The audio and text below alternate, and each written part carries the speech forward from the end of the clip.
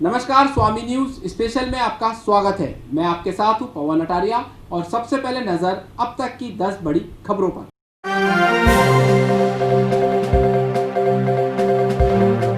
अजमेर जिले में गुरुवार को 4 पॉजिटिव मिले हैं। नाका मदार की मधुबन कॉलोनी का 72 वर्षीय वृद्ध तो वहीं आदर्श विद्या निकेतन स्कूल में कार्यरत युवक निकला पॉजिटिव। इसके साथ ही अराई के देवपुरी में पाया गया पॉजिटिव। वहीं ब्यावर में 42 साल की महिला हुई कोरोना का शिकार।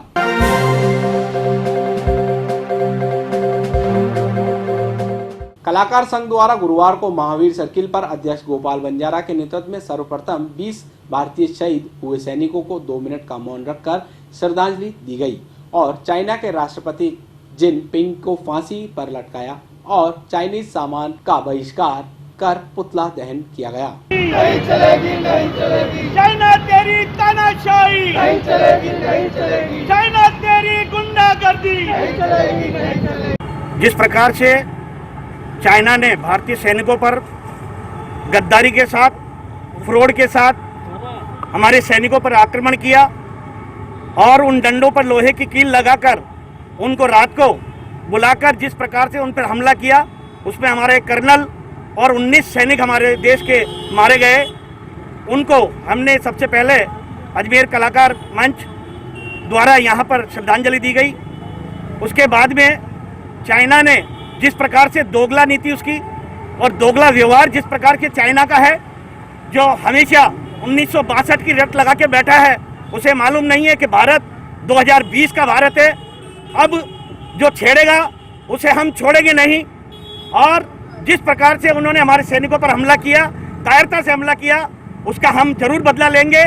उसी को लेकर आज हमने चाइना के सामान का बहिष्कार और उसका पुतला दहन यहाँ पर फांसी पे लटकाकर चाइना के राष्ट्रपति को यहाँ पर लटका के रखा और पब्लिक ने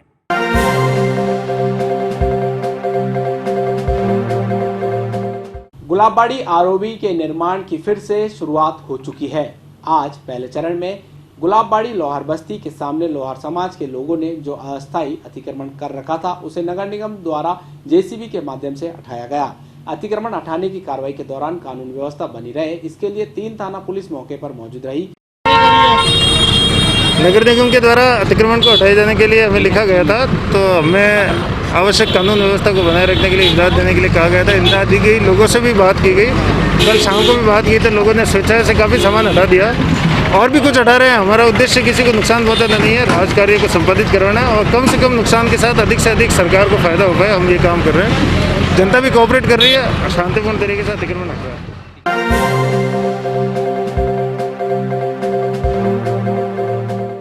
गुलाबबाड़ी आरओबी निर्माण के दौरान गुलाबबाड़ी रेलवे क्रॉसिंग के दोनों तरफ बनी 71 दुकानों को नगर निगम ने 7 दिन के अंदर सभी दुकानें हटाने के दुकान मालिकों को नोटिस थमाए। ये LC44 जो आपको सबको ध्यान है कि जो पुलिया बन रही है, इसके ऊपर ओवरब्रिज जो पुलिया बन रहा है LC44, इसके तहत जो भी अवैध निर्माण अतिक्रमण आए हुए हैं, जो कि वहाँ बिल्कुल रोड बनना है। रोड बनने के साथ जब ये पुलिया बनेगी तो उसके बाद साइड में निकलने के लिए रास्ता भी चाहिए।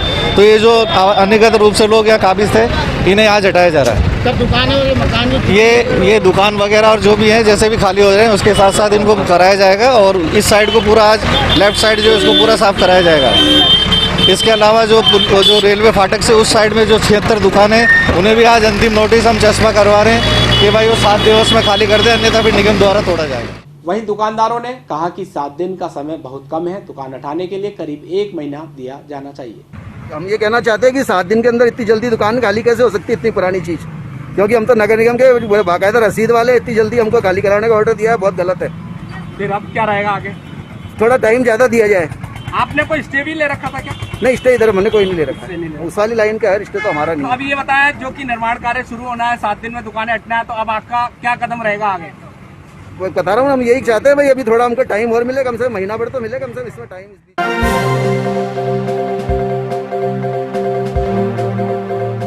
अलवरगेट थाना अंतर्गत गुलाबबाड़ी और मदार इलाके में बीती रात एक साथ चोरों ने कलर पेंट की दुकान और चाय की थड़ी का ताला तोड़कर हजारों रुपए की नकदी चुरा ली और फरार हो गए। मदार एवीएनएल कार्यालय के पास ऑयल पेंट की दुकान से अज्ञात चोर 2800 रुपए नगद और 6 ऑयल पेंट की बाल्टी चुराकर फरार हो गए।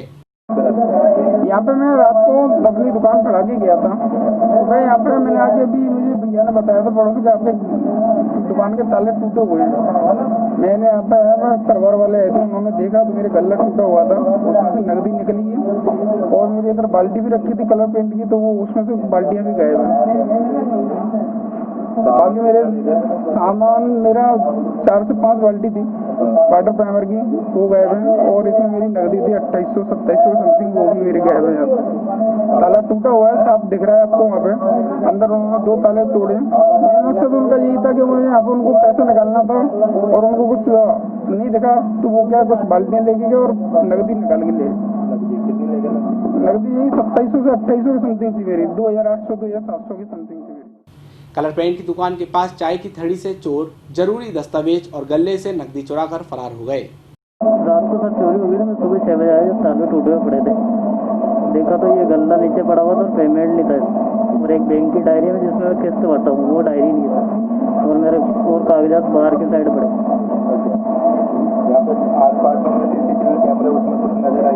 सर अभी देख रहे हैं, उधर पुलिस वालों को रिपोर्ट कर दी थी मैं। पुलिस वाला आए थे, कैमरे चेक करेंगे, बोला अभी कैमरे चेक करा देंगे, लिख के लेंगे जो चोरी। आपको कैसा लगता है, मतलब कौन सर ये तो दिख नहीं रहा, अभी कैमरे में दिख जाएगा तो देख लेंगे।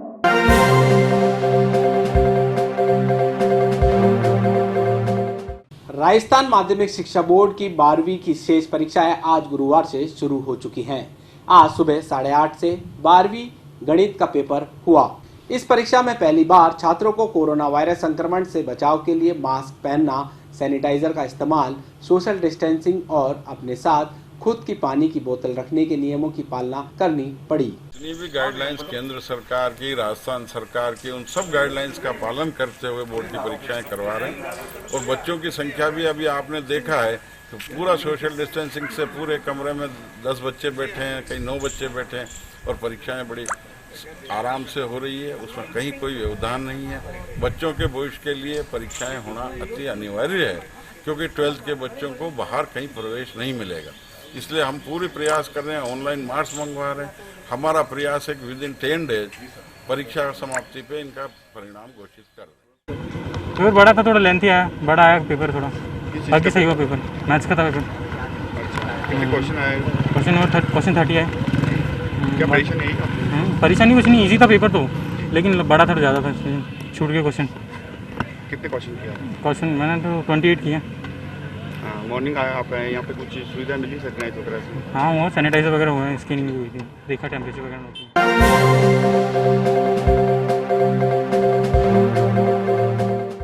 अभी हम खड़े हैं पुष्कर की तिलोरा रोड स्थित आरटीडीसी विलेज में। यह विलेज वैसे तो पर्यटकों के लिए है, लेकिन यहाँ पर अभी आप देख सकते हैं वीराना है।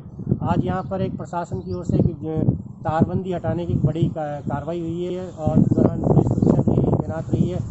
सीआई राजेश मीणा मौजूद थे, तहसीलदार पंकज बड़गुजर मौजूद थे और प्रशासनिक अधिकारियों ने पुलिस सुरक्षा के बीच बड़ी कार्रवाई का इंतजाम किया है। आरटीडीसी के भी अधिकारी मौजूद थे। आरटीडीसी के अधिकारियों ने कहा था कि जमीन है, ये पूरी आरटीडीसी का एक खाता है और एक जो दूसरे खातेदार है, पड़ोसी खातेदार, उसने जबरन कब्जा करने की नीयत से यहाँ पर तारबंदी की थी, जबकि उनको ऐसा कोई विधिक अधिकार नहीं है इस प्रकार का। दूसरी तरफ जो धर्मेंद्र नागौरा और विशुलाल नागौरा जो पड़ोसी खातेदार हैं, उनका ये कहना है कि उन्होंने बाकायदा सीमा ज्ञान की अर्जी लगाई थी। सीमा ज्ञान के बाद जब उनको ज्ञान हुआ कि यहाँ तक उनकी सीमा है, तो उसी कड़ी में उन्होंने तारबंदी कराई है। हालांकि अभी तक ये साफ नहीं है कि ज़मीन किसकी है, किसका स्वामित्व है, लेकिन दोनों ही पक्ष जो है एक दूसरे से टकराट है। इस बीच प्रशासन ने आज जेसीबी की मदद से यहाँ पर तारबंदी को हटा दिया है। बहरहाल देखना होगा कि आगे इस मामले में क्या कार्रवाई होती है। पुष्कर से दिलीप नागरा, शाह सीताराम पारासर स्वामी। ये ज़मीन मेरे पिताजी की चलवाई नागौरा, ठीक है, और 50 सालों से हमारा कब्जा है और हमने इसका सीमा ज्ञान कराया। सीमा ज्ञान कराने के बाद में सीमा ज्ञान के बाद में मौका जो रिपोर्ट आई तो हमने यहाँ पे तारबंदी, पहले भी हमारी तारबंदी हुई थी, टूट गई थी, जानवर यहाँ पे अंदर घुसते थे और जो लेटरिन बाथरूम यहाँ पे पब्लिक आती थी तो गंदगी होती थी, तो हमने तारबंदी इसीलिए कराई, जानवर यहाँ पे नहीं आए और लोग बहुत गंदगी ना करें। तो अब प्रशासन ने हमारे पर दबाव बना के ये पहले तो वो हमारे को बोला गया था कि ये तारबंदी आपने गलत कर ली, तो तारबंदी के लिए कोई अनुमति नहीं लेनी पड़ती क्योंकि हमने हमारी ज़मीन की सुरक्षा के लिए ये तारबंदी की है। और ये बोल रहे पत्थरगड़ी के आदेश के लिए, तो पत्थरगड़ी के आदेश के लिए तो हम बाद में भी लगा सकते हैं, पहले भी लगा सकते हैं। हमने कोई पक्का निर्माण तो किया नहीं, बाउंड्री वॉल की नहीं। और ये बोल रहे हैं कि अब ये भी हमारे को बिना नोटिस दिए ये कार्रवाई कर रहे हैं, एक तरफा कार्रवाई कर रहे हैं। और आरटीडीसी के पास इसके डॉक्यूमेंट्स नहीं है और ना ही आरटीडीसी खुद के डॉक्यूमेंट्स, जो ज़मीन जिस ज़मीन पे हमने तारबंदी की है ये हमारी खातेदारी ज़मीन है। गवर्नमेंट की जमीन अतिक्रमण कर रखा था। मैं आदि प्रशासन पुलिस और तहसीलदार साहब प्रशासन हटाया। टोटल कितनी जमीन है आपके पास के मालिकाना है? अतिक्रमण जमीन हमारी कुल कितनी आपने आरटीडीसी कितनी टोटल जमीन कितनी है? जो भी जमीन है वो हमको बताते हैं। अभी मौके पे जो जमीन है वो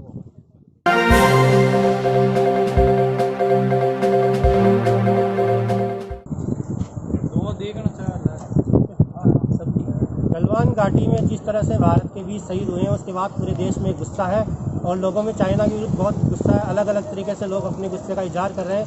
धार्मिक नगरी पुष्कर में भी आज जो भाजपा के वरिष्ठ नेता है, भाजपा के कार्यकर्ता है, उन्होंने चाइनीज़ सामान का बहिष्कार किया है। चाइना की कई ऐप को उन्होंने अनइंस्टॉल किया है, साथ ही चाइना का सामान जलाया है।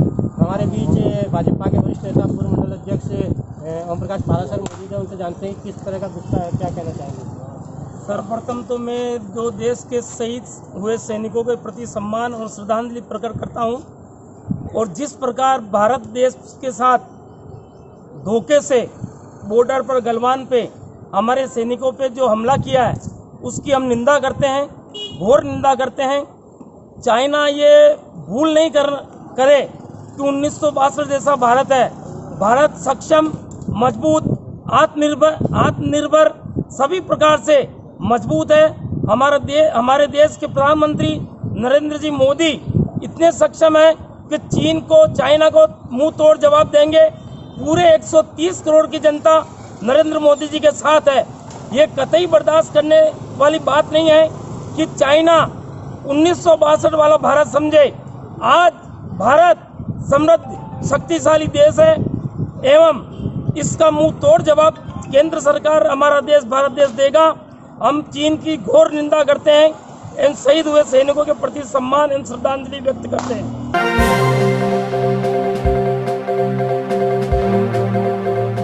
पिछले 6 माह से जीएसटी इंटेलिजेंस द्वारा मिराज ग्रुप के गुटखा डिस्ट्रीब्यूशन पर नजर रखी जा रही थी। आज कार्रवाई को अंजाम दिया गया। अजमेर के केटी एंटरप्राइजेस पर GST ADG intelligence Rajendra Kumar के नेतृत्व में कार्रवाई की गई।